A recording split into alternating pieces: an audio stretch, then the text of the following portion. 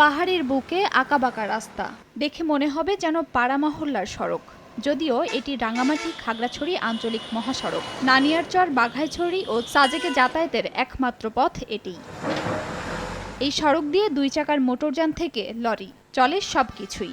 একদিকে সরু সড়ক, অন্যদিকে ঝুঁকিপূর্ণ বাঁকের কারণে বিপাকে পড়তে হয় চালকদের। এতে প্রায়ই ঘটছে দুর্ঘটনা।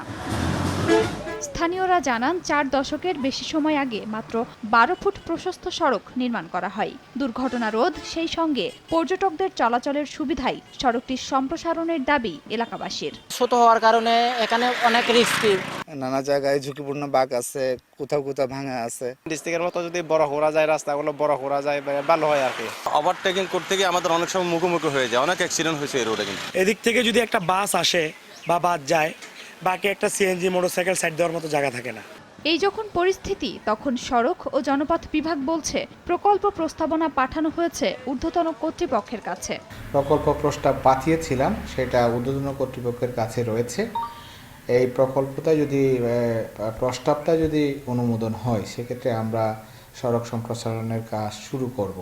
1981 সালে 70 কিলোমিটারের এই আঞ্চলিক মহাসড়ক নির্মাণ করে সড়ক ও জনপথ বিভাগ। সময় সংবাদ, রাঙামাটি।